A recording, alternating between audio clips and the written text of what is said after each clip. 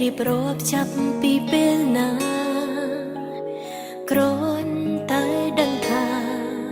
ពេលអត់លុយចាយនឹកមកមុនគេតាំងពីនៅក្រោយឆ្មាតែងស្រែកថាតូចចិត្តពេលមកជេរអ៊ូមិនដែលទំនេរ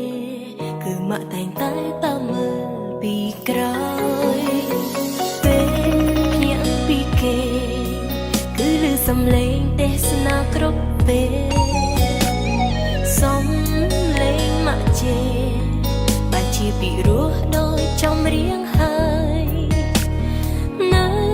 ពេលដែលកូនធំគំនិតនាងមិនដូចនៅក្មេងទៀតឡើយហេតុផលកូនបានយល់ហើយមកធ្វើគ្រប់យ៉ាងគឺមកចង់ឲ្យកូនល្អនៅលោកនេះខ្ញុំស្រឡាញ់មករបស់ខ្ញុំជាងគេសប្បាយចិត្តណាស់ដែរកើតជាកូនមកជីវិតនេះហត់នឿយពេកហើយមកតែនៅខាងកូនគ្រប់ឧបសគ្គទោះបីត្រូវលំបាកយ៉ាងណាមិនរៀគ្មានថ្ងៃឈប់ស្រឡាញ់មកខ្ញុំទេកូនដឹងថាទំហំនៃក្តីស្រឡាញ់មិនអាចរៀបរាប់ក្នុងចម្រៀងមួយបទអស់ទេហើយកូនប្រាថ្នាចង់ឲ្យម៉ាក់ស្ដាប់បទនេះនៅថ្ងៃណាមួយដែលម៉ាក់ខឹកកូនម៉ាក់កុំយំណា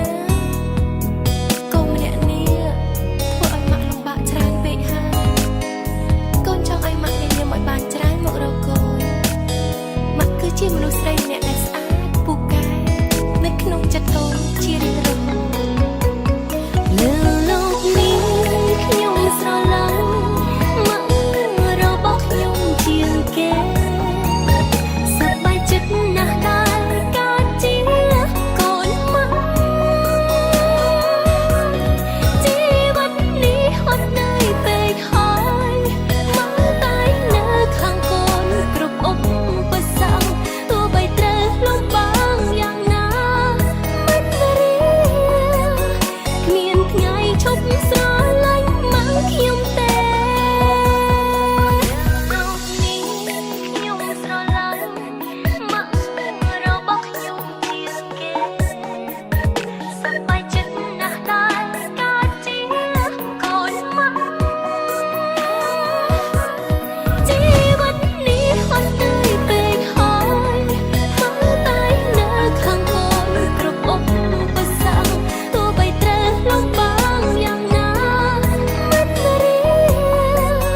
គ្មានថ្ងៃឈប់ស្រឡាញ់មកខ្ញុំទេ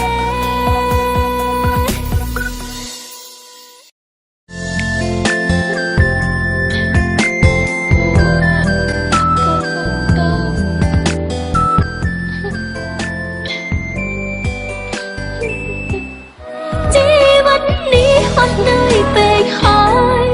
មកតែនៅខាងកូនគ្រប់ឧបសគ្គទោះបីត្រូវលំបាកយ៉ាងណាមិនរៀគ្មានថ្ងៃឈប់ស្រឡាញ់មកខ្ញុំទេលើលោកនេះខ្ញុំស្រឡាញ់ម៉ាក់ខ្ញុំជាងគេ